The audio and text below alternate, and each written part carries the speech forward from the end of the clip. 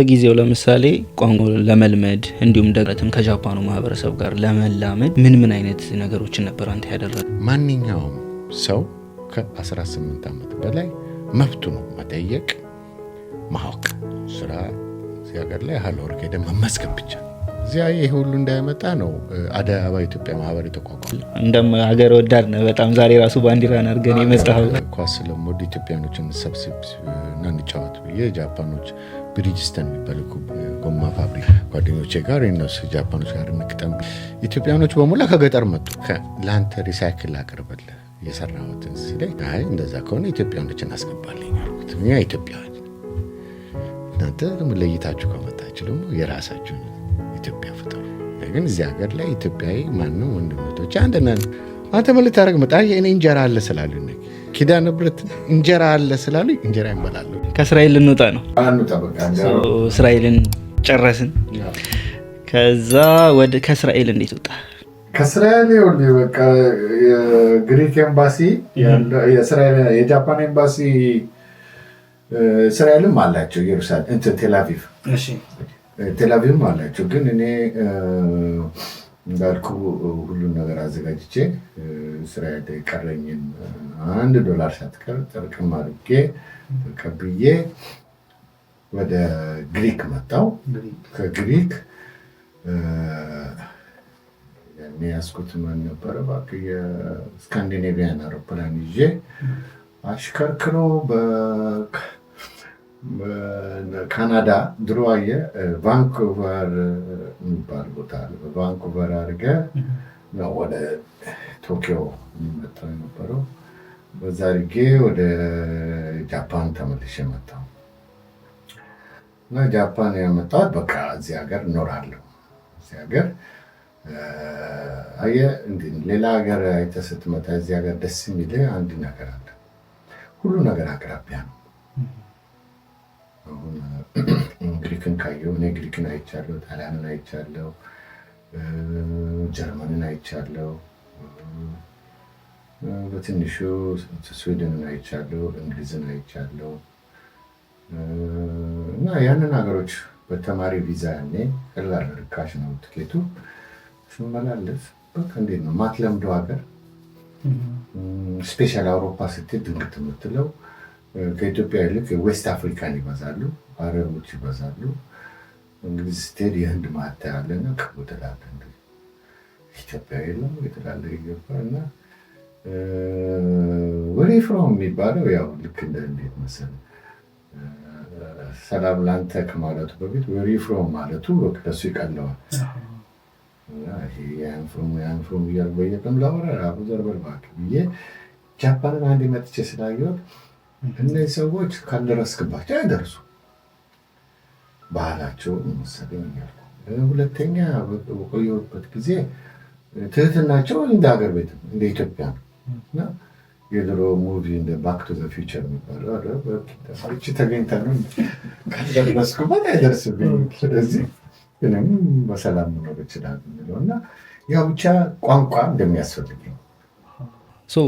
ይቅርታ በጣም ግን መጀመሪያ ላይ ከጓደኛ በኋላ ነው ማለት ነው ወደ ጃፓን የመጣኸው? በመጀመሪያ መጣሁ ወደ ጃፓን 2 ወር ቆይቼ ተመለስኩ። ያቺ መጀመሪያ የመጣው ጊዜ ሽጌሩም ከኔ ጋር ነው፣ ግን እዚህ ነው የተገናኘነው። ሽጌሩ እንዳልኩ ሀዋይ ስራ ስላለው እሱ ይህን ሀገር አይወደው። ለምን እንደማይወደው ያው ቶኪዮ ደግሞ የተማረ ሰው ግን ሀዋይ ነው የምኖረው ያለበት የራሱ ግን ዩኒቨርሲቲ አብረን እንጨርስ ምን የኛ ድሪም ነበር። ግን ያው እሱ አየህ በጃፓን ስኮላርሽፕ የጃፓን መንግስት በሚያወጣው ስኮላርሽፕ እየተመዘገበ በየሀገሩ ተምሯል። ሳውዝ አሜሪካም ነበረ እና ደስ የሚል ኢንተርናሽናል ማይንድ ነው፣ ግን ፒስፉል ማይንድ አግሬሲቭ አይደለም። ያው አዣን ሲባል በቻይና ነው የሚታያቸው ጃፓኒዝ የሚል እንትን አለው። ሁለተኛ በየሄደበት ቋንቋ ስለለመደ እንዴት ነው ራሱን እያሳደገ ነው የመጣው እና መጨረሻ ላይ ሀዋይ ሄጄ ትሬዲንግ ካምፓኒ ከፍታል ያለበት ምክንያት ገብቶኛል እና የኪዩሹ ነው ስለ የኪዩሹ ጃፓኒስ ኪዩሹ እና የሽኮኩ እና ቶሆኩ ሰዎች ልክ የኢትዮጵያ የሰሜን ኢትዮጵያ ባህል ነው ያላቸው። የአማራ ባህል ካመነበት ከቆረጠበት አይመለስም። ኪዩሺዎችም እንደዛ ናቸው። ኪዩሺ ስለ ካጎሺማ፣ ሂሮሺማ፣ ናጋሳኪ እንዴት ልበል አንዴ ቃል ከገባ አይመለስም። ቶሆኩም ስትሄድ እንደዛ ነው። ያታ ኪታ ጉማ ወጣ በልኝ ወደ እስከ ሆካይዶ ድረስ በቃ ያክሶኩ ናቸው። እንደዚህ የሚዘላብደው ያው ኦሳካ ካንሳይ ናቸው። ካንሳይ ከ3 4 በር አለ ይባላል። በዚህ ስገባ በዚህ ወጣ። ቶኪዮ ሚክስ ነው። ቶኪዮ እንዴት ልበል ወሬ መስማት ይፈልጋል፣ ግን ምንም ነገር አፕሩቭ አያደርግም። እውነት ነው የሚለው የቶኪዮ ባህል እና ያችን ያው የለመድኩ ስትመጣው እና መጣው ጃፓን ገብቼ ባለፈው ስመጣ ያረፍኩበት ቦታ ቶኪዮ ናካኖኩ ይባላል። ናካኖኩ ለሽንጁኩ የሚባል ይቀርባል። ቺዮ ላይ ከቶኪዮ እስከ ሃቺውጂ የሚሄደው ማለት ነው። ቺዮ ላይ ናካኖ ማለት ሽንጁኩ ማለት ሴንተር ስለሆነ እኔ ሽንጁኩ የስራ ቦታ ነው። በጣም ሰው አክቲቭ የሚሆኑት ሽንጁኩ ነው። አሁን እንደ ሺቡያ የጎረምሳ ሰፈር እንደምትለው ቶኪዮ ወረቀት ከሌለ ቶኪዮ ሽናጋው ምናምን ስራ አታገኝም። ቦታንዳ ምናምን ሚድል ክላስ የሚባሉት ካምፓኒዎች ያንን ነገር ያው የዋልክ እያደርክ ትማረዋለህ። ያን ያጠናው ከቶኪዮ ስቴሽን ጀምሮ እስከ ሽናጋዋ ከዛ ጎታንዳን ይዘ እስከ ሺቡያ የሚባሉት 3 ትልልቅ ካምፓኒዎች ነው የያዙት። መሬቱን ሲባል የባቡሩ ስለሄደ መሬቱን አካባቢውን ስታየው ኢቶቹን ይባላል፣ ሚትቢሺ አለ። ከዛ የጃፓን ባክቦን የተባለው ሽኒቴስ የሚባል የብረት ካምፓኒ መርከብ የሚሰራ እነሱን ያዙት እና በዛ ግሩፕ ከሆነ እዛ አካባቢ ስራ ታገኛለህ ማለት ነው። ካለሌላው ዝም ብሎ ሽንጁኩ ማለት በቃ እንዴት ነው እንግዲህም ተራ ስራ ማግኛለሁ ትላለህ። ሺቡያ ስትሄድ ትንሽ ሰልጥን ይልሃል፣ ወጣት ስለሚበዛ የወጣት ቋንቋ ልመድ ማለታቸው እና ናካኖ መጥቼ እንደገና አፓርትመንት ስገባ በጃፓን ያኔ 18,000 እና ዮጆሃን ትባላለች። 4 ታታሚ ታላለች። ዮጆሃን ሎኩጆሃን ዮጆሃን ለእኔ ትልቅ ነው። ለምን ብትለኝ ሽንት ቤት አላት፣ ሁላችን ብንጠቀመው ማለት ነው። ሻወሩ ምናምን ኮይን ሻወር አለ። ወጣ ብለህ ፍራንክ እየከተል ሻወርን ትወስዳለህ። ልብስህም ኮይን ላውንደሪ ያለ ኮይን ላውንደሪ። ለምን ብትለኝ ናካኖ የተማሪ ሰፈር ነው። ዋሲዳ ዩኒቨርሲቲ ሽንጁኩ ላይ ደግሞ 3 የሴቶች ዩኒቨርሲቲ አለና የተማሪ ማዕት ነው ያለው። እና የተማሪ ቦታ ማለት ያው አፓርትመንትም ይረክሳል።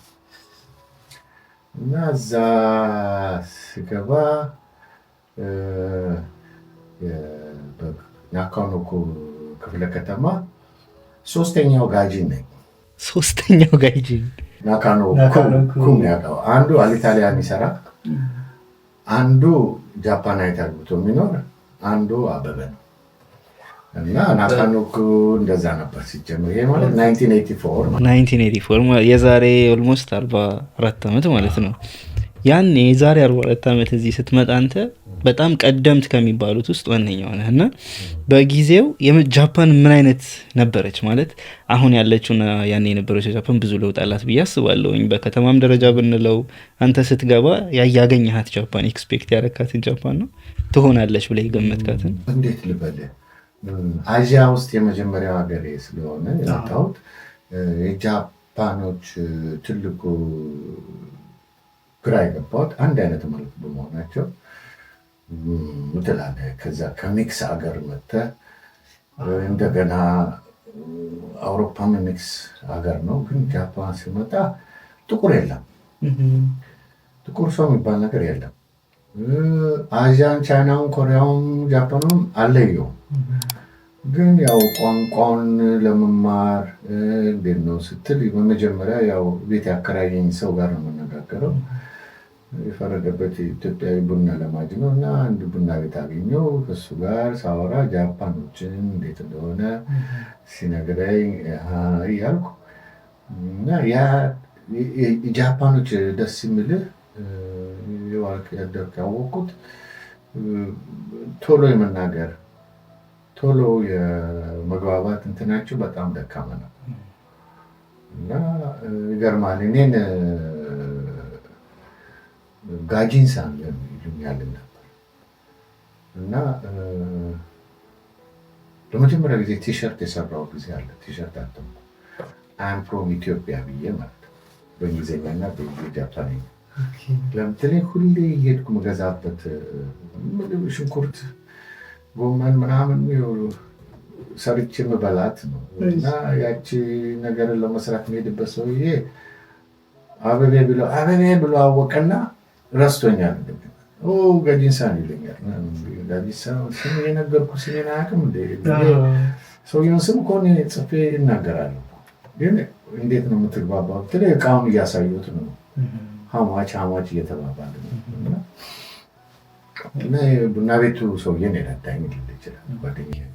እዚህ ጋር ጋይጅን የሚባለውን ቃል ለማታውቁ ሰዎች ያው ፎሪነር ማለት ነው፣ ግን ያው ወጣ ባለመልኩ ነው ፎሪነር፣ የውጭ ሀገር ዜጋ ጋይጅን ይባላል። ምናልባት ጃፓንኛ የማያውቁ ሰዎች ካዩት ብዬ ነው። እና ልክ ነው በጣም ያልኩ ኢትዮጵያዊም ደግሞ እስራኤል ሀገር ሲኖር ኩሺ ይባላል እንዳትረሳ።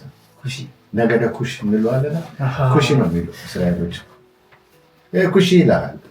ነገደ ኩሽ ማለታቸው ነው። ይቀጣል ምንም ችግር። ኦኬ ሶ ያኔ በመጣህበት ጊዜ የነበረችው ጃፓን የነገርከኝን ትመስል ነበረ። ሶ እንደመጣህ ምን ነበር ያደረገው? ላይክ ትምህርት ቤት ነው ወይስ ወደ ስራ ነው? ያገኘኸው ኢትዮጵያዊ ነበር ወይ? ላይክ እንዴት ነው? ኮሚኒቲ ነበር ወይ? እንዴት ነበር? መጀመሪያ የምትሄደው ኢትዮጵያ ኤምባሲ ነው። ኢትዮጵያ ኤምባሲ ሄጄ መመዝገብ አለብን ወይ ትላለህ። የሚያስፈልገው ነገር ካለ ትላለህ። እነሱም ባላቸው እውቀት ይሄ ነው ብዙውን መዘግበም እዚህ የምትኖር ከሆነ ምናምን እንትናቸውን ይነግረዋል። ኢትዮጵያዊ እዚህ የሚኖር ስል በጣም ጥቂት ናችሁ ነው የተማሩት እና ጥቂት ከሆኑት ውስጥ ቶኪዮ ነው ያለሁት ስል አቶ ሰለሞን ጉልተነህ ዶክተር ሰለሞን ጉልተነህ ማለት ነው እና አቶ ሰለሞን ይባላል ትምህርት ላይ ነው ያለው ኢትዮጵያ ዩኒቨርሲቲ ተማሪ ነው ሲሉ በቃ እሱ በቃ ተዋወቀው ከሚል አንድ ያኔ እሱ ተማሪ ነው። ቶኪዮ ታባታ የሚባል ሰፈር ነበር የሚኖረው እና እሱን አስተዋወቁኝ። ያኔ ያው ስለ ጃፓን ባህል ምናምን እሱ ደግሞ በአፄ ኃይለ ሥላሴ ጊዜ የመጣ ስለሆነ ደርግን አያውቅም፣ ለውጥን አያውቅም።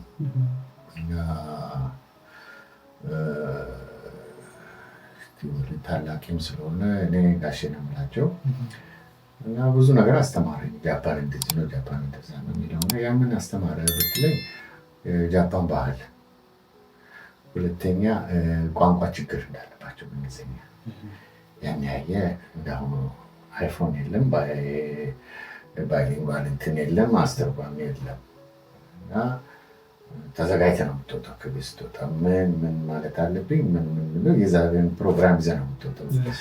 እዚህ ስራ እንዴት እንደፈለግ ትምህርት ፈለግ እና እኔ ስለ ትምህርት ያው ኮሌጅ ለመግባት ሶፊያ ዩኒቨርሲቲ የሚባል አለ፣ ሌላው ኢንተርናሽናል ክርስቲያን ዩኒቨርሲቲ የሚባል አይሲዩ አለ ተባልኩ። አይሲዩ የት ነው ያለው ብትለኝ እኔ ከምኖርበት ናካ ነው። የ20 ደቂቃ ነው በባቡር። የት ነው? ሚታካ ነው። ሚታካ ኦሳዋ የሚባል ሰፈር ነው ያለው እና ኦሳዋ ሰፈር ያለው የጆርጅ ዩኒቨርሲቲ ደግሞ ሶፊያ ዩኒቨርሲቲ የት እንዳለ ተነገረኝ። ያኔ በቃ ሶፊያ ዩኒቨርሲቲ ለመሄድ ከዛ አይሲዩ ሄዳለሁ አልኩ። የኔ ክሬዲት የሚቀበሉት አይሲዩዎች ሆኖ ተገኙ። ያኔ ችግሩ አየህ የአስካት ገንዘብና ስራም አላገኘም። እንዴት ላድርግ?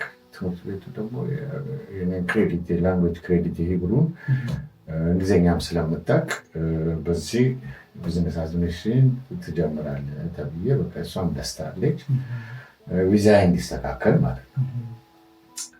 ተማሪ ለሆን ነው ያስቤ ሶፊያ ዩኒቨርሲቲ ማለት ሶፊያ ዩኒቨርሲቲ ካሪኩለም አይሲዩ ነው የሚሰጣቸው።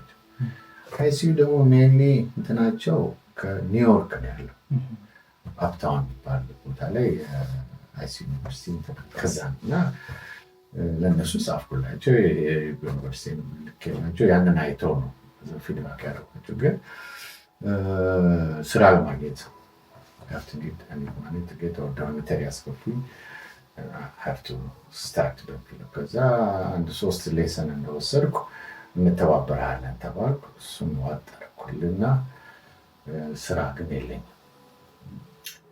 ስራ መስራት የምችለው ማታ ብቻ ከንቱ እዛ ጃፓኖች ኢሚግሬሽን ደግሞ ያው 90 ቀናዋን ማለት ነው ኤክስቴንድ ለማድረግ የግዴታ ወረቀቶች ማዘጋጀት አለብኝ። እሱን ሳዘጋጅ ያን ያየ ቶኪዮ ኢኬቡኩሮ የሚባል ቦታ ነው ያለው ጃፓን ኢሚግሬሽን። ያን እዛ እንዳሁኑ እንደዚህ ተስተናግዶ የለውም።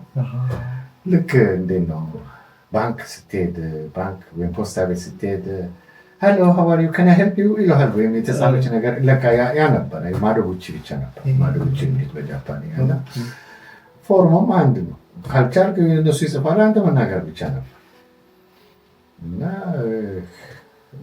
ገና ባክግራውንዳቸው ገና ነበር ኢሚግሬሽን። እኔ መጣሁት ልማር ነው ስራ ያልነበርኩ የጦርነት ሀገር ነው አልኖርም። ተወለድኩት ያው ትናገራለህ እና ካልቸር የት ነው ስለው ያው ቤተሰቦች አሜሪካ ስለሚኖሩ አሜሪካ ራሱን የቻለ ችግር ነበረብኝ ስለተሳለምኩ ኤምባሲ አልቻላቸው አሜሪካ ነው የምትልኩኝ እኔ ኢትዮጵያ ልመለስ። እቺ ደግሞ አንድ ማስፈራሪያ ነበረች። እንዴት ልበል ራስን ለማሸነፍ የምታደርገው ነገር እና ከእውነት አድርቅም አሳይ ብሎ አሳያቸዋል። ትልቅ አሜሪካን ኤምባሲ እስራኤል ሀገር ወደ አሜሪካ ለመምጣት ሞክሬ ነበር።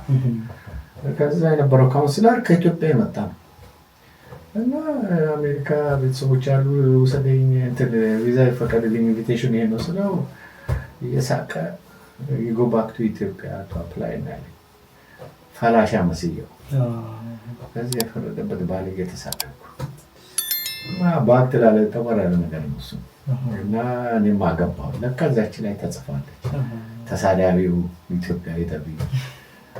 እሱም አውቆ በኋላ ነው ጃፓን ከመጣሁ እና እዛ ጃፓን ኢሚግሬሽን ኤክስቴንድ አድርጉልኝ።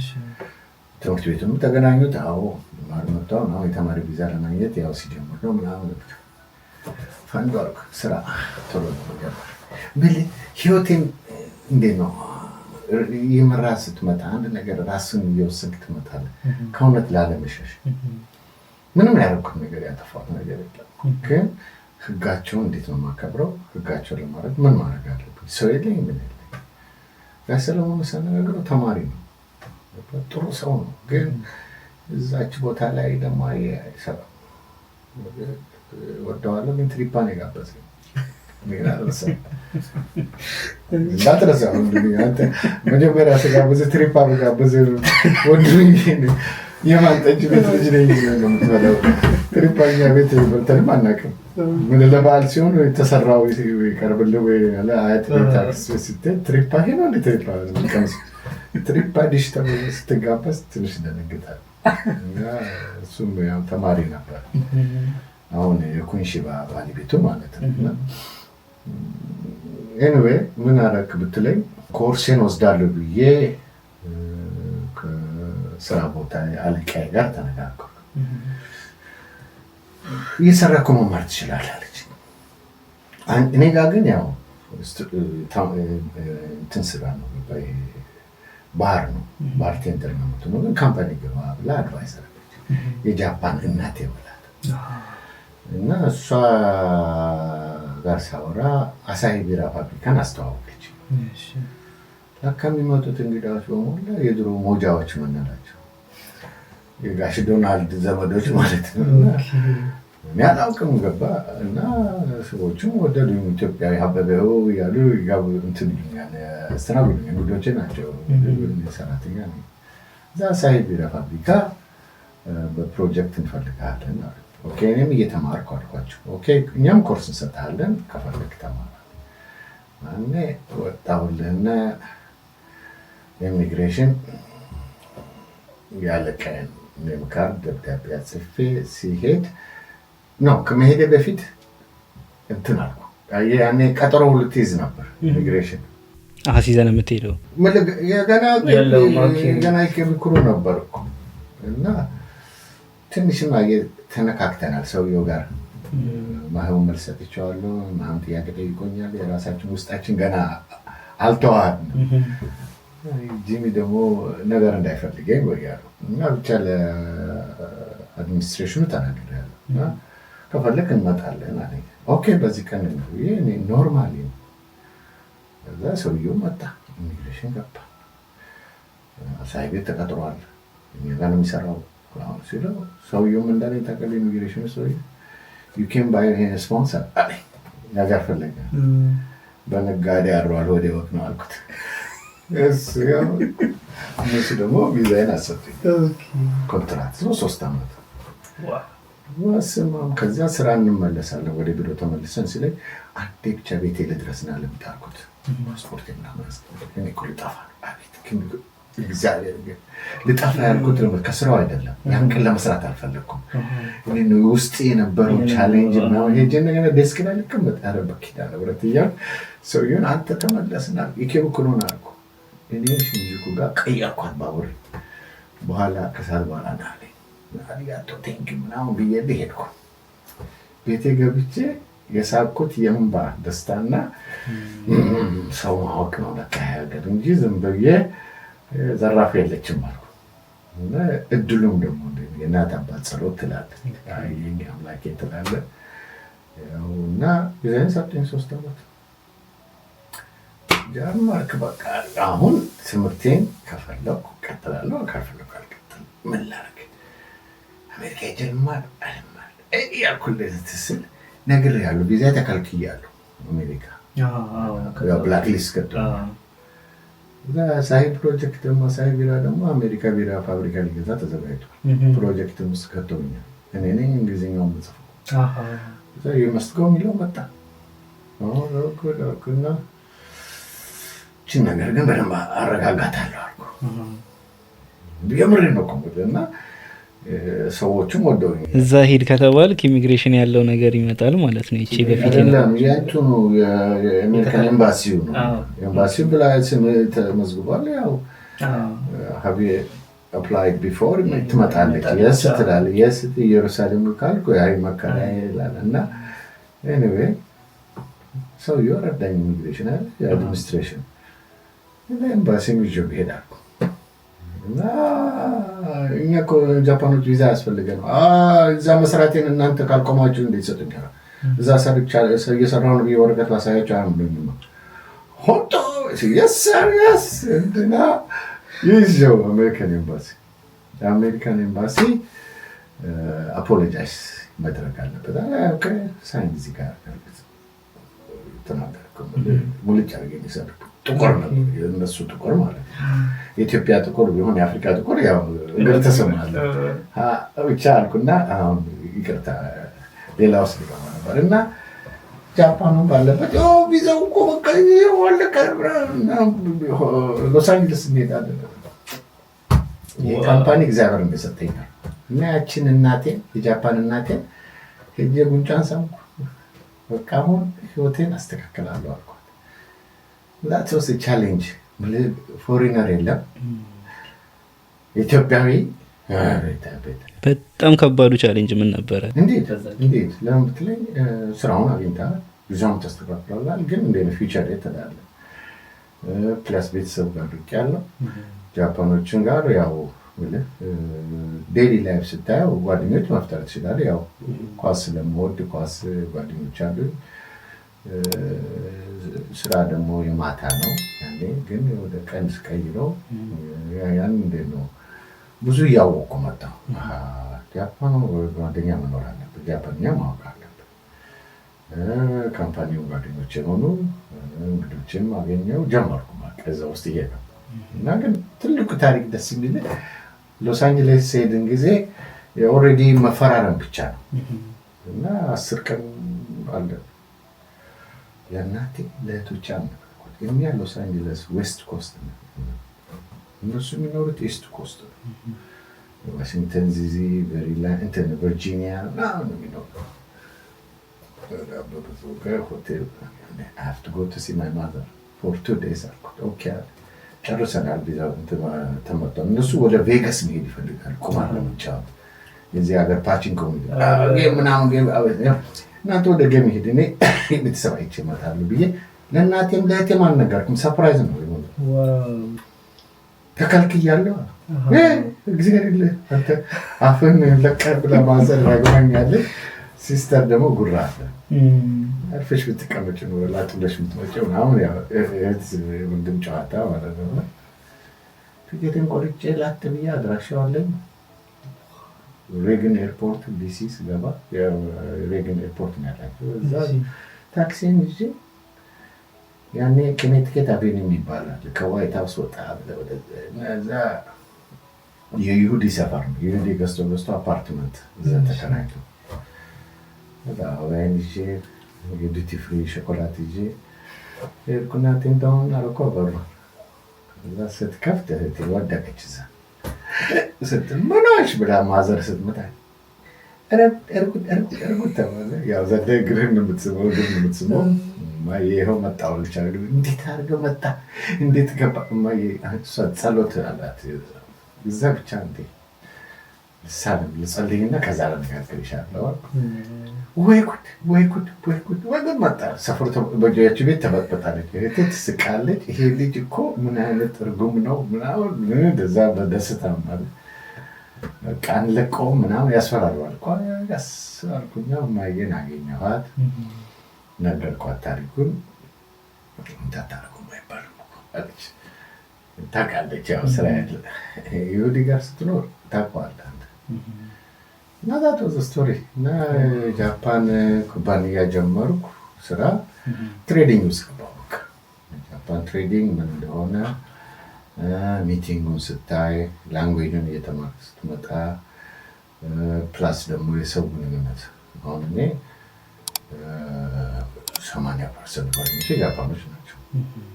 10% የውጭ ሀገር ዜጋ እንደኔ መጥቶ የቀረ ጋር ነው። 1000 ችግር ተሸክመን ዞር እያለ ነው የሚቀጥለው። ሌላው ኢትዮጵያዊ ተመስገን ያው 2-3 ኢትዮጵያዊ ነው ያለው። የእነሱ ችግር ቀድመህ ትሰማለህ። ከዛ በኋላ እናንተ እንዴት ነው ሲሉ ጋሼ እንዴት ነው ሲሉ እባክህ እንደዚህ ስላው ጋሼ ይገርማል ምናምን በትሪፓ እንዴት ታወራዋለህ? ቁርጥ ስጋ ክትፎ ብትበላ ጋሼ ተለና ትልቅ ሰው ነው። ወርቅ ልብ ያለው ሰው ነው። ምልህ ሰለሞን ጉልትና የሚባል ሰውዬ ትልቅ ሰውዬ ነው። ሬስቶራንት መክፈቱ፣ ኢትዮጵያ ምግብ ማቅረቡ ከትምህርቱ አንጻር ስታየው ሌላ ነበር። ግን ኢትዮጵያን በዛ በማስተዋወቁ ትልቅ ደረጃ ድረስ አድርሷታል። ሌሎች ኢትዮጵያኖችን ምግብ ቤት ለከፈቱት በሞላ አቶ ሰይፈም እሱ ጋር ይሰራ ነበር። አቶ ሊሊም ያው እሱ ብዙ ነገር እየሰማ ነው። የቤቱን ያዘናቸው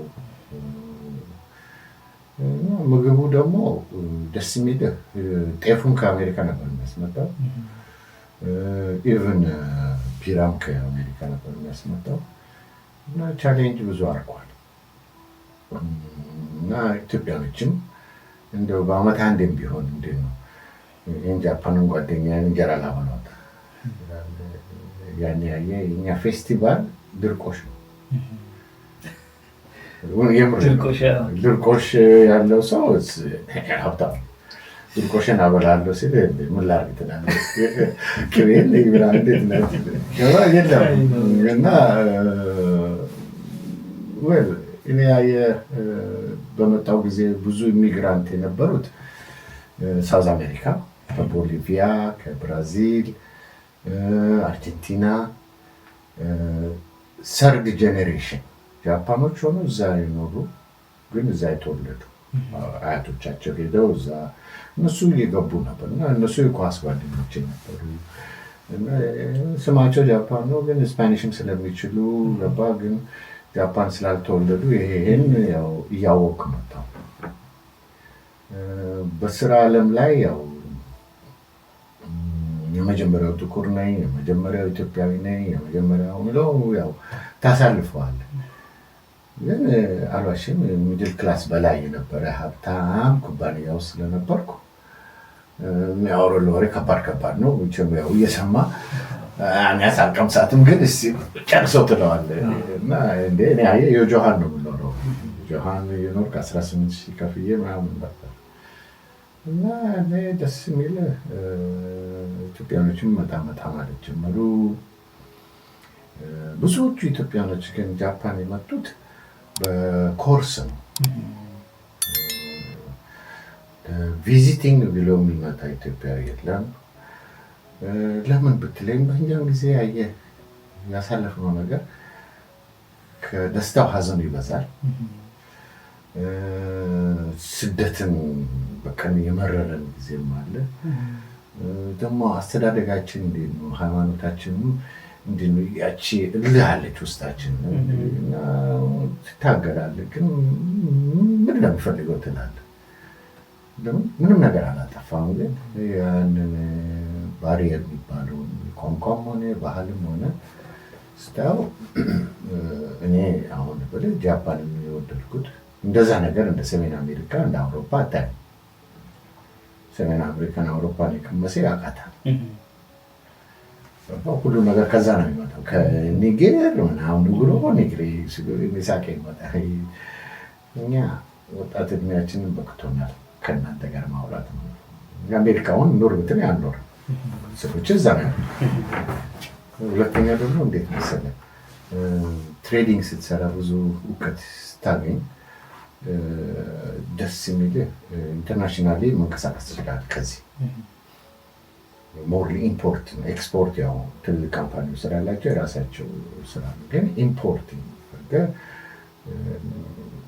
ብዙ ባንኪንግ ፈርም አለ፣ ሎው ፈርም፣ ኖርማል ትሬዲንግ ካምፓኒዎችን ስትሰራ ቋንቋን እየለመድከው ስራውን እያወቀው ስትመጣ ከአንተ ኤክስፔክቴሽን ያላቸው አንተ ደግሞ ደሞዝ እያደገ ሲመጣ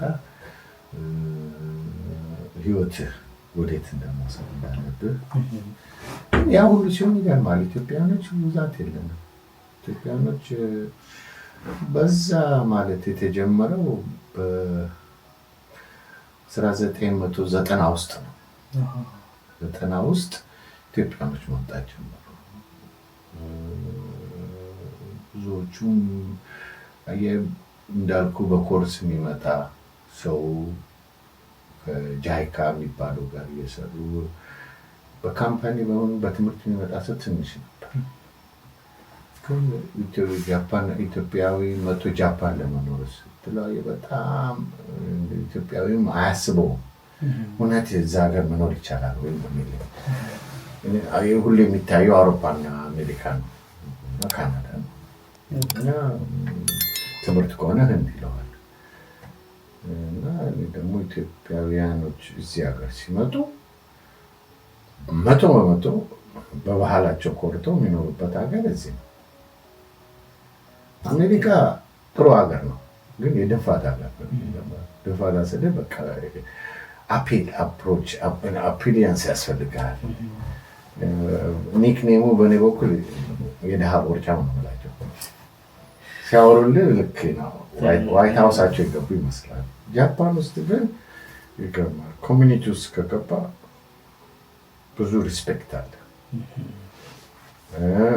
የአንተንም ባህል እያወቁ ይመጣል። ይሄ የጃፓኖች ባህል። ዛሬ የተዋወቀ ሰው ስምን ያዘ ሀገርን ያዘ። በድሮ ጊዜ ላይብረሪ ነው የሚኬደው። እንትና የሚባል ሰው ኢትዮጵያ ለማለት ለማየት ይሄዳሉ። ላይብረሪ ሄዶ ያጠናል ስለ ኢትዮጵያ ባህል። ነገ ማነጋግረው ብሎ ነው የሚገባው። ያ ብዙ አይነቱ አይቻቸዋል። አንድ እሱ ይገርመሃል። ትላንት ስለ ኢትዮጵያ የሚያውቅ ሰው ዛሬ ስታገኘው ኢትዮጵያ ቡና አላቸው ያለ ይላል። ኢትዮጵያ ደግሞ ይሄ ትልቅ ቤተክርስቲያን ያላቸው አባይም እናንተ ነው ምናምን ማለት ሰውየው የገባ ነው ስትል ለመዘጋጀት ይጀምራል። አንተማ ቋንቋውን የምትመልሳትን መልስ እንዴት ነው? ሀገሬን ከጠራህማ ስለ ሀገር ያወራል ቆፍጠን ትላለህ። እነሱንም ባህል ደግሞ ለማወቅ እንዴት ነው ባህላቸው ያን ያየ ላይብሬሪ ነው። አሁን በእናንተ ዘመን ኢንተርኔት በፋክስ ነው የምናገኘው። ፋክስ ያኔ የለም፣ ቤት ፋክስ የለም። ፋክስ ሳትወድ እንግዲህ ቢሮውን ትናገርና ሰዓቱን ትናገራለህ። መሳሳት ሲሆን ማንም የለችም። መሳሳት ሁሉ ይወጣል አይደል? ከዚህ ሰዓት እስከዚህ ሰዓት ትክክለኛ ቢሮ አለ ብለህ ጉራ ነው በዛ ይላክልሃል። ቀበኞች ተብሎ እሺ በጣም የሚገርም ታሪክ ነው እየነገርከኝ ያለኸው እና በጊዜው ለምሳሌ ቋንቋ ለመልመድ እንዲሁም ደግሞ ከማህበረሰቡ ጋር ማለትም ከጃፓኑ ማህበረሰብ ጋር ለመላመድ ምን አይነት ነገሮችን ነበር አንተ ያደረግከው? ማለት ኦፍኮርስ ቻሌንጅ ያደርጋል። አንተም የመጀመሪያዎቹም እንደመሆንህ ብዙ ቫራይቲም አይኖርም እንዳልከው፣ በጊዜው ኢንተርኔት የለም። ቋንቋ ለመማርም ቻሌንጂንግ ነው ብዬ አስባለሁ። እና ቋንቋውን ለማወቅና ከማህበረሰቡ ጋር ለመቀላቀልም ምን አይነት ነገሮችን ነበር ያደረግከው በጊዜው? እንደማስታውሰው 3 ነገር ነው።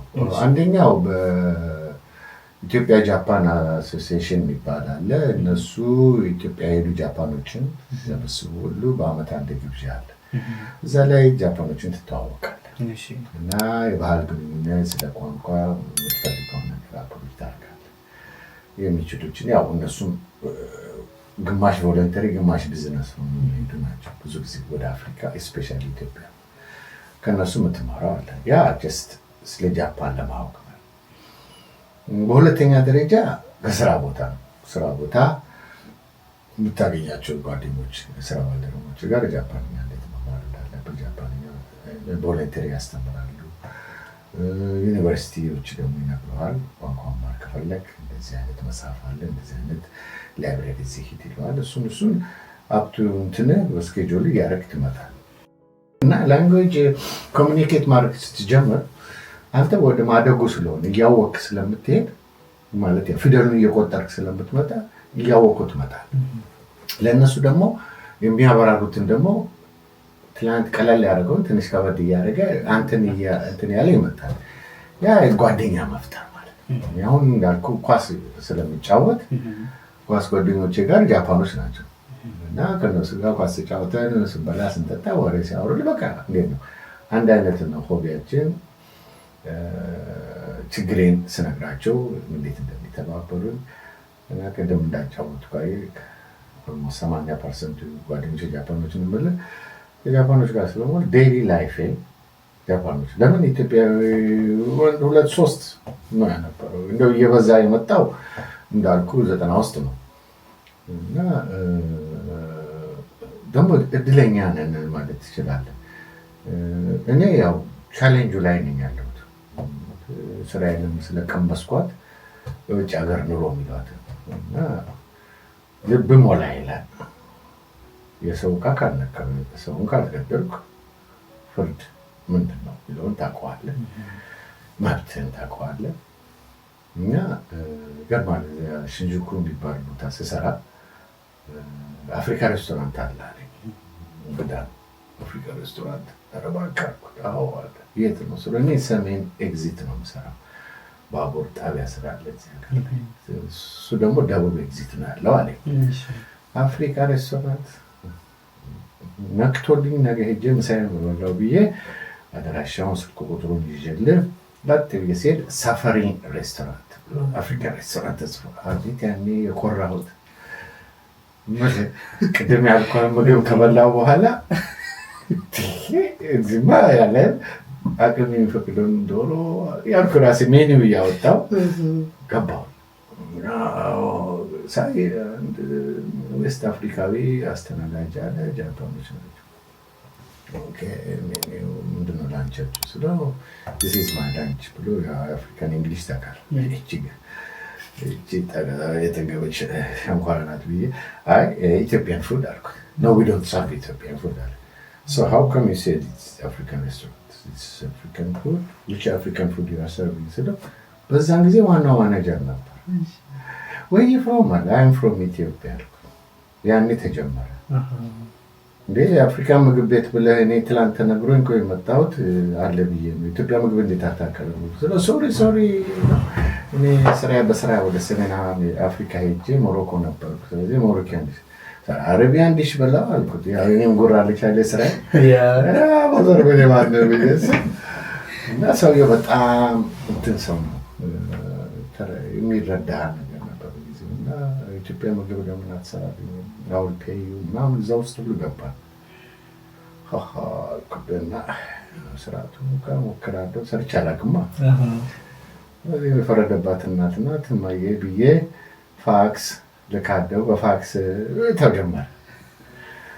እዛ የዶሮ ወጥ አሰራር ያው ታውቀዋለህ እንዴት ነው እነ ማዘር እነ ሲስተር ሲሰሩ ታያለህ ይለዋል። ግን ቤዚክሊ ከየት ነው የሚጀመረው? ቁሌቱ ምናምን ምንም ነች ቤዟን ሬሲፒ አይደለ?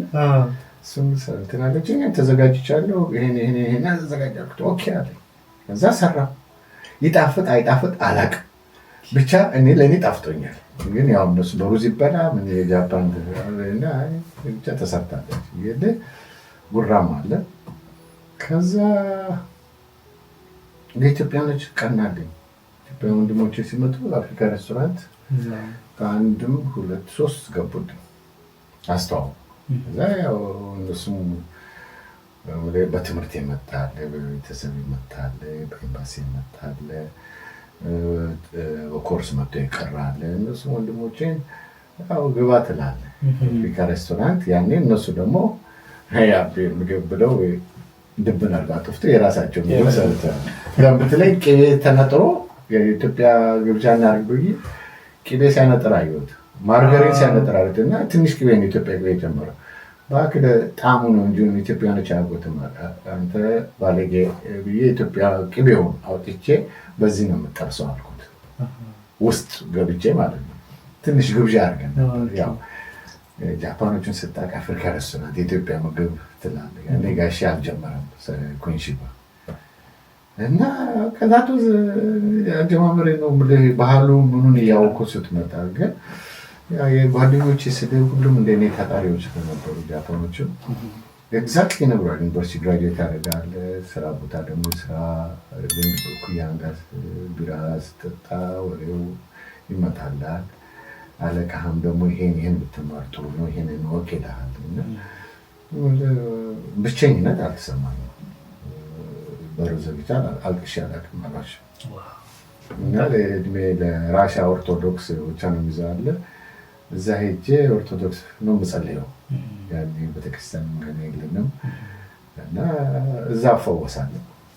ሰውታ የፈረደባት ቆንጆ ኢትዮጵያ ቡና አለች። እሷን ጠጣና ሲጋራ አጨስና ለሚቀጥለው ዙር ዘጋጅ ነበር።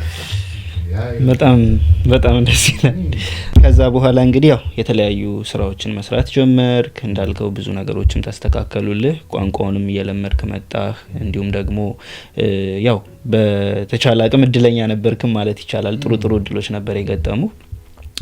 ከዛ በኋላ ወደ ምን ነበር የሄደው? ኢትዮጵያውያኖችስ እየበዙ መጡ ወይ? አንተስ ደግሞ ከዛ በኋላ ወደ ምን እያሳደግከው ሄድክ? እንዲሁም ደግሞ አጠቃላይ እንድትነግረኝ የሚፈልገው ያኔ የነበረችው ጃፓን እና አሁን ላይ ያለችው ጃፓን ምን ያህል ልዩነት ነበራቸው? ለፎሪነሮች የነበራቸው አመለካከት ምን ይመስል ነበረ?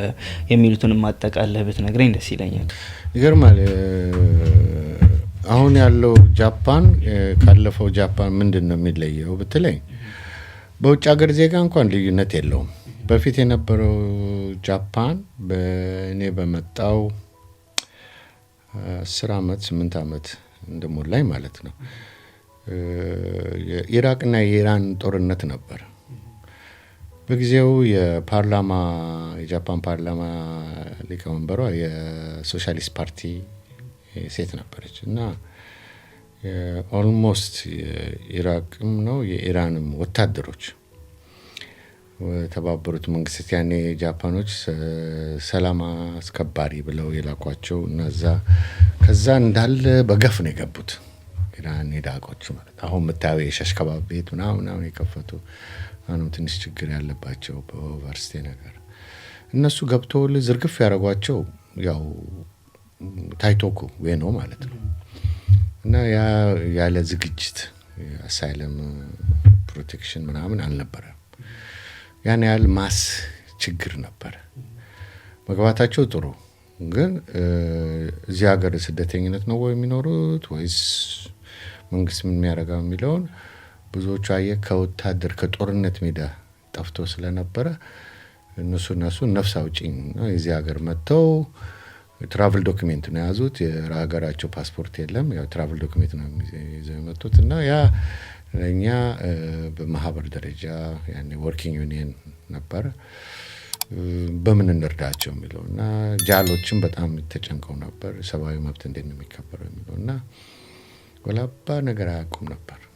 ከዛ ትንሽ የተማሩት እውቀት ያገኙት ምናምን ኢራኖች እየተቀየሩ አሁን ብዙ ወደ ወይኖ ታይቶኩ ስትሄድ የእነሱ ሸሽከባብ ሬስቶራንት ምናምን ሱቅ ምናምን ያላቸው ከዛ የቀሩ ናቸው። ሌሎቹ ያው ወደ ገጠር መውጣት ከቶኪዮ ርቀን ወጥተን የሚለውን ተጀመረ።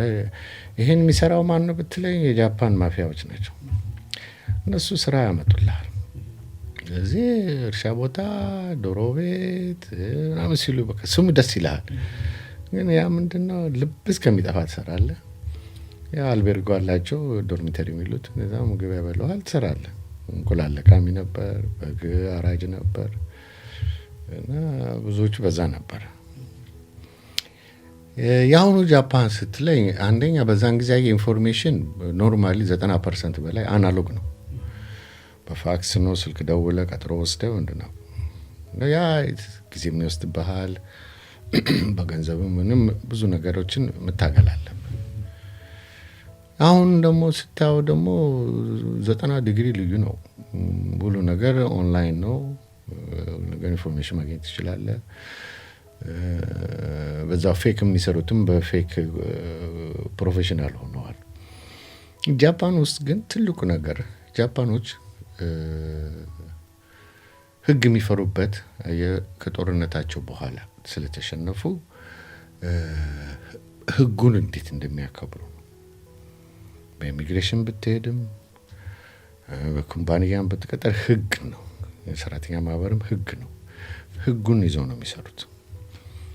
ናው ኢሚግሬሽንን በሚመለከት አሁን እኛ ሽናጋዋ ያለው ኢሚግሬሽን አይደለም። የቶኪዮ ዋናው ኢሚግሬሽን ቢሮ ያለው ካሲሚጋሳኪ ነው ዋናው። ከዛ ግን ያው ቾሻይን ይሉታል የፊልድ ስራ ተብሎ ወደ ሽናጋዋ ይላካሉ፣ ካናጋዋ ይላካሉ፣ ፕሪፌክቸሩን እያዩ ማለት ነው። እና ምንድነው ልል የፈለኩት ኢትዮጵያዊ በሞላ በጃፓን ህግ ውስጥ ጃፓን 23 ህግ አላቸው። 24-25 ይሉታል እንጂ 24-25ቱን የስደተኛን ህግ ውስጥ አልከተቱትም። ለምን ብትለኝ የጃፓን ኢሚግሬሽን ስራ አሰራሩ ከእንግሊዝ መንግስት ነው የተማሩት። የእንግሊዝ ኢሚግሬሽን ጋር አንድ አይነት ነው። እሱን ያስተማራቸው የእንግሊዝ ኢሚግሬሽን ነው፣ የአሜሪካ አይደለም። እና ያ ሲስተሙን ስታቀው ፊልዳቸውን ይገባል፣ ህጋቸውን ማክበር እንዳለባቸው። እና ያንን ለማጣራት ለማወቅ ህግ ነክ ሰው ጠበቃ ጋር አድቫይስ ትወስዳለህ። በአንተ በኩል ማሟላት ያለብን በእነሱ በኩል ምን እንደሚያደርግ የሀገር ህግ ምን እንደሆነ ያን ነው። ቤዚክሊ ማንኛውም ሰው ከ18 ዓመት በላይ መብቱ ነው መጠየቅ፣ ማወቅ፣ ከዛ በኋላ መወሰን የራሱ ነው። እና ኢትዮጵያ ወንድም እህቶችን መመክራቸው ማንኛውም ኢትዮጵያ እዚህ ሀገር ሲመጣ መብት አለው እና የእሱ መብት እሱ እስካላወራው እሷ እስካላወራች ድረስ ኮጂንጆሆ ማንም አይጽፉ። ስለዚህ ከመፈረማችሁ በፊት ራሳችሁን አለ አይደለ ከማሳወቃችሁ በፊት አድቫይስ ውሰዱ። ህግ ነገር ከሆነ ህግ ሰው ጋር፣ እርዳታ ከሆነ እውነተኛ ስደተኛ ነኝ የምትሉ ከሆነ ጃል ሂዱ። ይሄ ትብብር አለው። ከዛ በኋላ ላለው ነገር የግል ጉዳይ ነው። ስራም ቢሆን የሰራተኛ ማህበር አለ። ስራ እዚህ ሀገር ላይ ሀል ወርክ ሄደህ መመዝገብ ብቻ ነው። ቁጥሯ ይሰጣል። ከዛ የራስ በምትፈልግ ግን በደላላና ምን እሱ ደግሞ እኔ ሰርቼውም ስለማላቅ ማለት ብዙዎቹ በዛ ኮንፊውዝ ይሆናሉ። ተስማምቶ የሚመጣው የራሱ ግን ይሄ ሀገር ደግሞ የራሱን የቻለ መብት አለው። ለምን ብትለኝ እኛ ኢትዮጵያኖች የትኛው መብት ነው ሀገራችን አውቀን ስናስከብር ወይ ሲከበርልን? የለም። የምር እናውራ ካለን ምኑንም አናውቀውም ስለ ኢትዮጵያ። ስለ ቀበሌ መንግስት አይደለም። ህገ መንግስቱ ምንድን ነው የሚከፍተው? የኢትዮጵያዊ መብቱ ምንድን ነው የሚለውን ከልባችን አናውቀውም። ስለዚህ የህግ ሰውን ጠይቀን ከዛ የምናገኘውን ሀሳብ ይሄ ህግ ነው፣ ይሄ ማክበር አለብኝ፣ ይሄን ደግሞ ማስከበር አለብኝ የሚለውን ነው የምናውቀው። ጃፓን ሀገር ደግሞ ከህግ እኛ በጦርነት ተሸንፈናል፣ በአሜሪካ እንገዛም ብለን ህጋችንን አውጥተናል፣ ያ ህጋችንን እናከብራለን፣ ከዛ ውጭ አንሰራም ነው የሚሉ። ስለዚህ ትክክል ናቸው። ስለዚህ ግን እነሱን ደግሞ ሰላማዊ እንደሆነ እንድትኖር የሚፈልጉት በህጉ መሰረት የሚሰጥ ነገር አክብር ነው። እንተም በህግ ስትል መብቴ ስለሆነ ህግ ከተካከበረኝ መስራትም አሁን ልበል ቤት መስራት ትችላለህ። ሀገር ቤት ማለት ትችለው መሬት የመንግስት ስለሆነ ግን ቢዝነስም መስራት ትችላለህ። ለኛ የሩቅ ስለሆነ ኢትዮጵያ ጃፓን ሲባል በስመ አብ ወልድ ነው የሚለው። ግን ኢትዮጵያዊ ጃፓን ውስጥ መጥቶ አይወድቅም። ካወቀበት ሰው ነው። የማያውቀው ነገር ካለ መማር፣ ለዛ ነገር መትካት አለበት።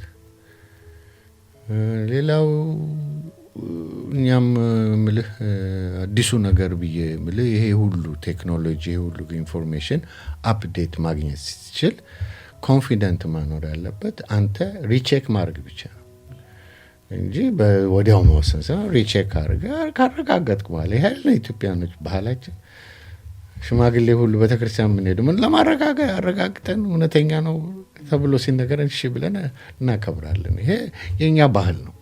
የጃፓኖችም የራሳቸው ባህል እንደዚህ አላቸው። እዚህ አለመቸኮል ነው። ግን ዳርክ ዞን የሚባለውን አናቅም። የግሬ ዞኖችን ደላላው የሚባለው ውሸቱን ነው። ነገ ሊጠፋ ነው። ገንዘቧን ነው የሚፈልገው። ከሱ በኋላ ያሉት ሰዎች ናቸው ጃፓኖቹ በጣም እዚህ ሀገር ላይ ህግም ያራወጠ ሚይዛቸው። እነሱ ይጠቀሙብሃል። እዚያ ይሄ ሁሉ እንዳይመጣ ነው አዲስ አበባ ኢትዮጵያ ማህበር የተቋቋሙ። ወደሱ እመጣለሁ እያልኩ ነበር። ይቅርታ በጣምና ልዩነቱን አየን። ያው ልዩነቱ በጊዜ የነበረው ፋክስ ነበረ። አሁን ላይ ግን ቴክኖሎጂ ስላለ ብዙ ነገሮችን በቴክኖሎጂ ማድረግ እንችላለን ነው። ያው ከዛ በኋላ አንተም ከነገርከኝ ታሪኮች ጋር ከዩኒቨርሲቲውም የተለያዩ ነገሮችን እያልክ መጥተህ እንግዲህ ጃፓን ላይ የኢትዮጵያ ማህበሮች እስከሚቋቋሙበት ጊዜ ድረስ እንዲሁም የተለያዩ የሀገርህን ሰዎች ረድተሃል። እንደም ሀገር ወዳድ ነህ በጣም። ዛሬ ራሱ ባንዲራን አድርገን የመጣኸው በጣም ሀገርህን ትወዳለህ፣ እሱን አውቃለሁኝ። እና እስቲ ከዛስ በኋላ ያው እንዴት ብለህ ነው ወደ ማህበሩም የመጣኸው? ወደ አዲስ አበባ የሚለው ኮንሰፕትም የመጣ ነው እንዴት ነበረ? ገረፍ አድርገህልኝ ብታልፍ እሱንም ደስ ይለኛል። ትልቁ ነገር ጃፓን ውስጥ የኢትዮጵያ ማህበር ያው ብዛትም ስለሌለን በኢትዮጵያ ኤምባሲና በጃፓን አሶሲዬሽን የሚለው ውስጥ ነበረ ስራው የሚካሄደው። እና የኢትዮጵያ ኤምባሲ በደርግ ጊዜ ነው እኔ የመጣሁት ማለት ይችላል። እና ያን የፖለቲካውም አይገናኝም፣ እርዳታውም ቀንሷል፣ ጃፓኖችም ቀዝቅዘዋል።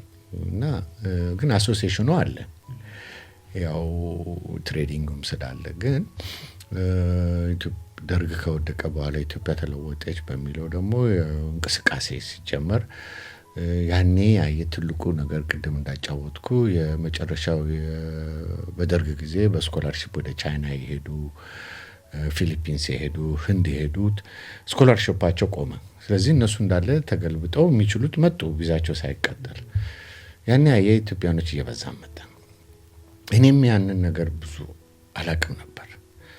እና ያ ትልቅ ሾክ ያደረገኝ ያው ኳስ ስለምወድ ኢትዮጵያኖችን እንሰብስብ እና እንጫወት ብዬ ጃፓኖች ብሪጅስተን የሚባል ጎማ ፋብሪካ ጓደኞቼ ጋር የነሱ ጃፓኖች ጋር እንቅጠም ብዬ ኢትዮጵያኖች በሙላ ከገጠር መጡ። እዚህ ሀገር ቶኪዮ አይደለም የት የምትኖረው እዚህ ጉማ ምናምን እንዴ ምነው ቶኪዮ ምነው ጠላችሁ? ለካ የነጋዴ ደላላ ገብቶ ወደዛ አንዴ ቆዳ ቤት፣ አንዴ ዶሮ ቤት፣ አንዴ ስጋ ቤት አታክልት እያሉ ወስደዋቸዋል። ኧረ በማርያም እንደዚህ ቶኪዮ ስራ አለላችሁ ምን ዝም ብለህ ዩኒቨርሲቲ የተማሩን የነበሩ ናቸው። ስለዚህ ያን የኔ ስራዬ ላይ እንትን ነኝ እኔ ፐርቼዘር ነበርኩ። ኢንተርናሽናል ዲቪዥን እቃ አስገባለሁ። ሞርዲ ለፎሬን ፈርም ለጠበቃ ለሎ ኦፊስ፣ ባንክ፣ ሴኩሪቲ ፈርም እና ትልቅ ኩባንያዎች ነው ሰፕላይ ማድረገው። ምንድን ነው ሰፕላይ የምትለኝ? ፕሪንተሮች አሉ፣ የፕሪንተር ፕሮዳክቶች ቶነር፣ ላብ ፕሪንተር አለልም፣ ፕሮተር ፖስተር የሚሰራው እና የእሱን ኢንክ ሁሉ አስገባለሁ። ካርትሬጆችን ያቀርባለሁ እና በዛ ሪሳይክል የሚሰራ ሰውዬ ማውቀው ሰውዬ ሪሳይክል ፋብሪካ ከፍታለሁ አለ። የት ብትለኝ የድሮ ሰፈሬን አካ ነው። እኔ በዛን ጊዜ ኦልሬዲ ሳይታማ ገብቻለሁ። ከዛ እዛ ኢትዮጵያኖችን አስገባልኝ በሚለው ለምን ንግድ መጣ። ለአንተ ሪሳይክል አቅርብልህ የሰራሁትን ሲለኝ አይ እንደዛ ከሆነ ኢትዮጵያኖችን አስገባልኝ አልኩት እና ከዛ የመጡ ኢትዮጵያኖችን እዛ አስገባው። ቤትም ሰጠልኝ እና እኔ ፐርቼዚንግ አልኩ ከሱ ጋር እንዲገዛ ካምፓኒውን እንትን ብዬ ኧረ ገና ምንም ኳሊቲው ምናምን እሱ እያደገ ይመጣል።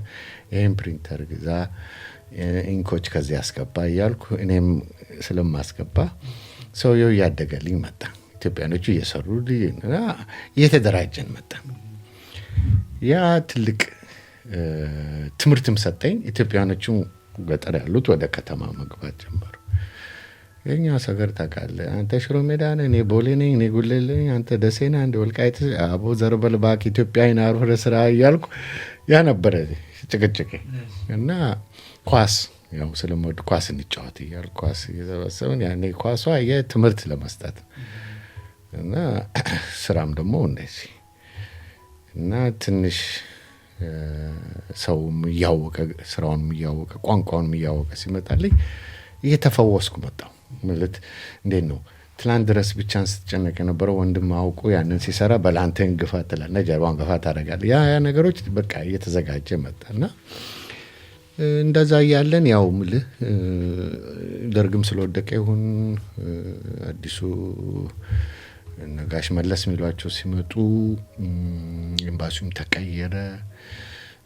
ያገርምሃል በዛን ጊዜ የነበረው ውጭ ጉዳይ ሚኒስቴር ያው በጦርነቱ የተገደለው ማለት ነው መስፍን የሚባለው ስዩም መስፍን የሚሉት እሱ ነበር። መጣ እዚህ እና ኤምባሲ ስብሰባ አለ ኢትዮጵያኖች ተሰብሰቡ ብለን ተብለን ስንሄድ እኛን ዋናው ሳሎን ሰብስቦ የፈረደበትን ሀጎስን ሁለተኛ ፍሎር ለብቻቸው ሰብስበዋል።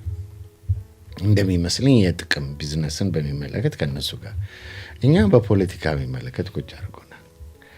እችም ወዲያው ጓዳ ወዲያው ነው የምትወጣው። የጃፓኖች እንትን አይሉም። ሁለቱ ስብሰባ ነው ያደረጋችሁ? ሁለት ነው እንዴ ብዬ ገባኝ። እዛ ማህበር ስለ ኢትዮጵያ ማህበር እዚያ አያስፈልግም ነው ያልኩት። እንጀራ ወጥ ሲቀርብለት ሁሉም ወደ ምግቡ ነው ያሰበው። አልበላም እኛ ኢትዮጵያውያን እናንተ ደግሞ ለይታችሁ ከመጣችሁ ደግሞ የራሳችሁን ኢትዮጵያ ፍጠሩ። ግን እዚህ ሀገር ላይ ኢትዮጵያዊ ማንም ወንድምቶች አንድ ነን በሚለው ነው እና ያ እየተደጋገመ ሲደጋገም ሰውም እየተሰለቸ መጣ። ጥቅም ያለው ወደ ጥቅሙ ገባ። ሲመጣ ሳናስበው ኢትዮጵያ ኤምባሲ ውስጥ ኢትዮጵያን የተሰብስበው ተጣሉ ምናምን ባላይ ወሬ መጣ።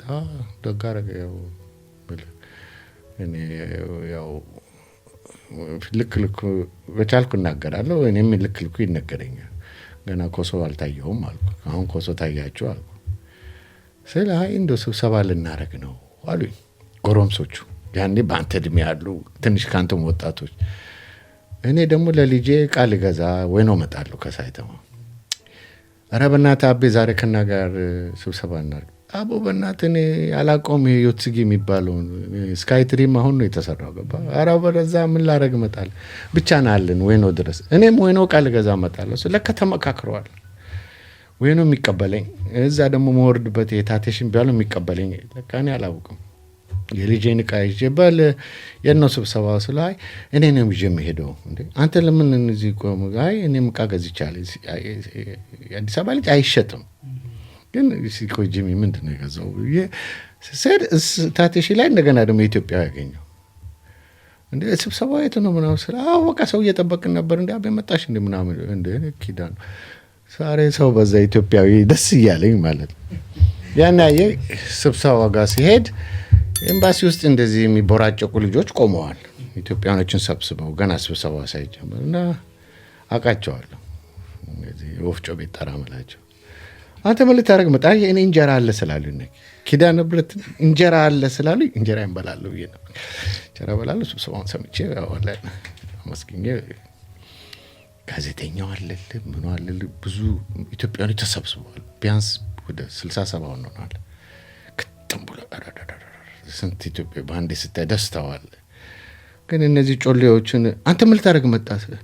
አንተ ሆዳም እኔ በቃ ምግብ ባለበት አንተ አጠፋም ስለው አይ እኔ እኮ ሰላም ልል ነው የመጣሁት። ታዲያ ሰላም ብለህ ሄዳ ታዲያ ምንድን ነው የምጠብቀው? ስለ ያው እንደው ያው የለም እንጀራ እኔ እበላለሁ ከኔ በኋላ ያው ከሰጡ ሰጡ ካልሰጡ የራሱ ጉዳይ ስል ሴቶቹ ናቸው የገረሙኝ።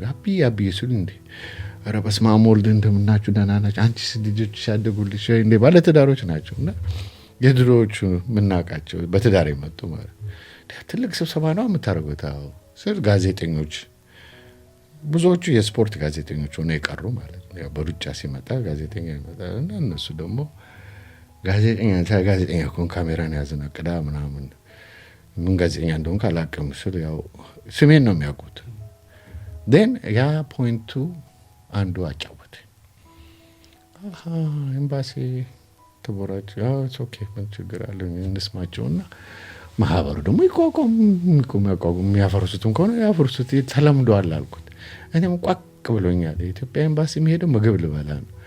የሚያስጠላው የሚያወሩልህ የራሱን ፖለቲካ ነው እንጂ የሚያወራው ነገ ጥሎን ይሄዳል። ሁሉ እየከዳ ነው የሚሄደው በሚለው ፖለቲካውን እንርሳና አሁን እነሱን እንስማ ስል አንድ እህቴን ይህንን ስብሰባ የሚመራው ያው ከማህበሩ ውጭ የሆነ ሰው ሲሉ እኔና ጋዜጠኞቹ ደግሞ ቁጭ ብለናል። እታች ነው መጨረሻ ላይ ነው የተቀመጠው። ስሜን አይጽፉ መሰል አጀንዳውን አላውቅም እኔ ጽፋለሁ አለኝ። አይ ጻፍ አንተ እኔ የምጠየቀው መልሳለሁ ማድረግ ያለብኝን ያው እኛ ሰብሰብ ብለን ስብሰባውን እንምራላቸው ብለን ቁጭ ብለን እንደዚህ አይነት ማህበር ነበረ።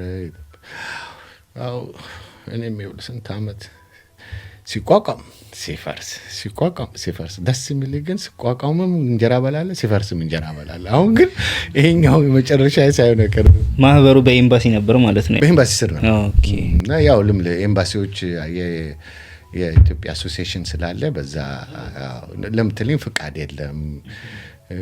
ያን ኬዙን አለ አይደለ ብዙዎቹ ገና ሪኮግናይዝ አላደረጉትም እና ስብሰባ ላይም እንደዚህ ትንሽ ብጥብጥ ሊያደርጉ የመጡት ያው ደመርጠውናል። እሱን አስጠነቀቅን። አጀንዳ ካለ ሁሉ እጅ አውጥቶ አጀንዳ ይያዝልኝ የሚለው ተይዞ እዛ ጥያቄ መልስ ማንን ለመጠየቅ ምን ለሚለውን በደንብ ተወያየን። ደስ የሚል የኛ ሰው እኮ የኛ በድር በቁብ ያደገ ስለሆነ እንዴት ነው ምክሩንም ትሰማለህ፣ ጥያቄው ትክክል ነው የሚለውንም መልስ የሚሰጠውም እጅ ያወጣል እና ኢትዮጵያዊ በሚለው ነው እኔ ስም ይሰጠው ተባለ። አደይ አበባ ተባለ። አደይ አበባን ጨረስን። እናመሰግናለን። እናንተም ደግሞ ማህበሩን እየመሩ የነበሩ ወደ 4 ሰዎች ነበሩ በልቀጥሉበት ተባለ። እነሱም ስማቸውን ያመሰገኗቸው። ከዛ ወጣን። ስንወጣ ሊቀመንበር የሚባለው ላይ እነሱ መሰብሰብ አለባቸው። እኔን አይከቱ መሰለ ያቺ ናት እና ማህበር እኔ አሁን ሊቀመንበር እኔ የበጎ ስራ ነው በጎ አድራጎት ስራ ነው እንጂ ማህበር ራን አድርጌ አላውቅም። አትሊስት የኳስ ይሁን ትንሽ ያለ የራሳችን ጓደኞች በሚለው ሊድ አደርጋለሁ። ግን ማህበር ከሆነ ቤዚክሊ ህጉ ምናምን ያስፈልጋል። ስለዚህ ማህበሩ እንዲቋቋም እናንተ መተባበርን ሊቀመንበር ስለሌለ ሊቀመንበርነት ብለው ነው የጀመርኩት ልልህ ነው። እሺ። ስለዚህ ከዛ በኋላ አዲስ አበባ ያው ማህበሩ ጋር ተቀላቀልክ፣ ተጀመረ ማለት ነው። በሰዓቱ አላማው ምን ነበረ? ምን ላይ ነበረ የሚያተኩረው አዲስ አበባ?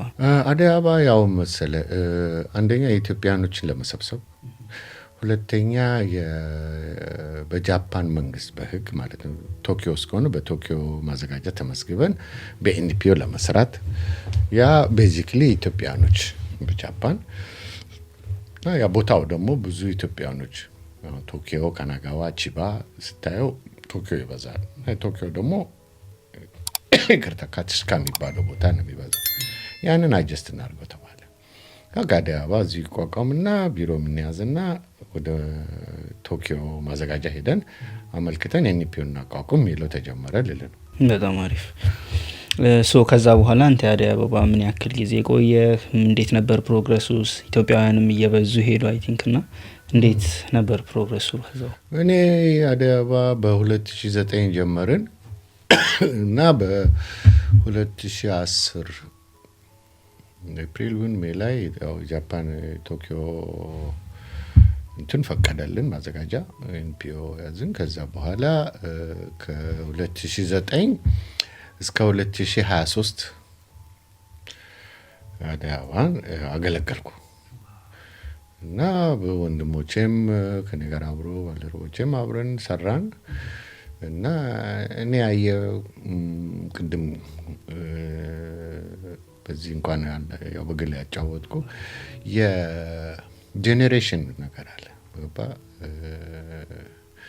የሚቀጥለው ጄኔሬሽን መግባት አለበት ከሚለው አዲስ ጄኔሬሽን ወጣቶች የገቡ አክቲቪቲው ምንድነው? ሰብአዊ መብት ማስከበር አለብን። ህብረተሰቦቻችንን አዳያለ ኢትዮጵያኖችን ከሌሎች ከጃፓኖችም ጀምረን ማስተዋወቅ አለብን። የባህላዊ ግንኙነት፣ ቋንቋ የሚያስፈልገውም፣ ስራ የሚያስፈልገውም፣ ጤና የሚያስፈልገውም ሁሉም በየፊልዱ እንተባበር በሚለው ነው እና ያ ቤዚክ ነው፣ መሰረቱ ነው። ዘር የለም። ዘር ለገበሬ የምንለው እና ፖይንቱ በሃይማኖትም አልገባን። ኦርቶዶክስም ሙስሊምም ይሁን የራሳቸው ማህበር እንትናቸው ሃይማኖቶችን አክብሩ ነው። ግን በኢትዮጵያዊነቱ እዚህ ሀገር ላይ መብቱ እንዲከበርለት ካለን ልምድ ለሚቀጥለው በሚለው ያው ከመቆየቴም ይሁን አላቅም የጠበቃዎች አውቃለሁ፣ ሰብአዊ መብት ነገር አውቃለሁ፣ ማህበሮችን አውቃለሁ። ግን በኢትዮጵያዊነታችን ደግሞ ማህበር ማቋቋማችንን አንድ የገባሁበት ተገላገልክ ነው ያሉኝ ጃፓኖቹ። ያ ማህበሩ እንዲሰራ ማለት ና ብዙ ወንድሞቼም እዛ ላይ የበረታ እየሰራ ያለም አለል አሁንም እየመራ ያለው እሱ ነው። በሀሳብ በእውቀት ደግሞ ሌላው ወንድም ያለ እህቶቼም አሉ፣ ባለትዳር ናቸው። እነሱ ነው በሀሳብ ግን አየህ ኢትዮጵያዊ እዚህ ሀገር ላይ ትልቁ መንገዘብ ያለበት ኦርጋናይዝ ሲኖር ጃፓንም ሆነ የጃፓን ሶሳይቲም ሆነ ጃፓን መንግስትም ያከብረሃል ህጉም ስለሚፈቅድ እና ያንን ያው በተቻለ መጠን ለኢትዮጵያ ወንድም እህቶቼ በማስተማር አንበዳደል ስራም ደግሞ አለ አይደለ በአቅማችን ጤናም እናስጠብቅ በሚለው ቋንቋ ችግር ሁላችንም አለብን። አዲስ ነገር አይደለም። ትናንት ለመጣ ሰው ዛሬ ጃፓንኛ ወቃት ደግሞ ሰርቶ መኖር አለበት፣ ከእጅ ወደ አፍ እንዳይኖር ምን ማድረግ አለበት የሚለውን እሱን ደግሞ ኔትወርኩን እያስፋፋን እንድንሄድ ማለት ነው። እና ያው እንዴት ነው ለነጋዴ ጠንቅነን ለዚህ ለአድርባዩ ጠንቅነን እና ጃፓኖችን እንዳይበክሉ በደህንነት ደግሞ ዋናው ደህንነት ሚኒስቴር ውስጥ አለንበት። ፊት ለፊት ተጋልጠናል። ስሜንም ያውቃሉ፣ ማህበራችንን ያውቃሉ፣ መፍታችንን ያውቃሉ። በህግ መሰረት ጠበቃዎችን ይዘናል። ጠበቃዎችም እንዲያውቁ ሀገራችን ያም ስናደርግ ባህላችን ላይ እየጠራን ምግብ እያበላን ባህላችንን እያስተዋወቅን ሰው እንዲያቀን ማለት ነው። በእርዳታ መልክ ደግሞ ኩባንያዎች እንዲረዱን ይሄ ነው ከባህራችን ኤንፒኦ ነን በሚለው ሰራን እና ደስ የሚል ሁሉም እያወቀ መጣ። ልምድን ስትለምድ በራስ ማድረግ ያለብን ነገር ለኢትዮጵያ ወንድም እህቶቻችን አስተማሩ። በጊዜው ልክ ነው ኢትዮጵያኖች ብዙ ላልኖር እንችላለን። አሁን በስቷል፣ ትክክል። ግን አየህ እድሜ እዛ ላይ ታያለ። አሁን እንትናኔ ስንታ አባትና ልጅ እንደማለት ነው። ግን በአንተ እድሜ ደግሞ መስራት ያለብን ነገር አለ። የራስ ህይወት ይኖራል፣ የራስ ትዳር ይኖራል፣ ስራ ይኖራል። ግን ፖይንቱ እኔ ደግሞ ለኢትዮጵያ ደግሞ ለእኔ የሚለውን ስታስብ የግዴታ እኩያዎች ጋር ስታወራ ብዙ ቻሌንጅ ደስ ይልሃል። ትልቆቹ ጋር ምን ተማርኩ ትላለህ። ወደፊት ደግሞ እኔ ምን ማድረግ አለብኝ የሚለውን ከላይ ወደ ታች ሲሆን መጥፎ ነው። አበበ 64 ዓመቱ ነው እና የ20 ዓመት ልጅ ጋር ሲያነጋገዝ እንዴ እኔም ልጅ አለ ልጀኛ አከብረዋለሁ። ከኔ በልጦ እውቀት ሊኖረው ይችላል። እኔ ምናልባት በስራ ልምድ በልጠው ይችላል፣ ግን በእውቀት ይበልጠኝ ይችላል። እና ወጣቶችን እኔ አንቅም፣ በርታ ነው፣ ራስ ቻሌንጅ አድርግ ነው። መንገዱን አሳየኝ ካልክ አሳይሃለሁ፣ ግን አንተም አስተምረኝ። አውቃለሁ ብቻ አልችልም። ያ የኔ እውነተኛው ንጹህ ልቤ ነው። አልወድም ሰው ሲበደልና ሰው እንትን ሲል አልወድም። ስፔሻሊ ሀገሬ ሰው ሲሆን ይመረኛል። ስለዚህ ያው እንደምታውቀው ዊልቸር ለኢትዮጵያኖች መላክ የተጀመረው አፍሪካ ውስጥ እኛ ሀገር ብቻ ነው እና ያንን ለማድረግ በዛ አምነውን የመጡ ጃፓኖች ጋር ኢትዮጵያ ድረስ ሄደው ዊልቸር ሲሰጡ አገሬን ሄደው ጎብኝተው ያለን ይሄ ነው ብለው ዊልቸር ሲሰጡ በቃ ደግሞ እኔ ደግሞ ውለታ ከፋይ መሆን አለብኝ ከሚል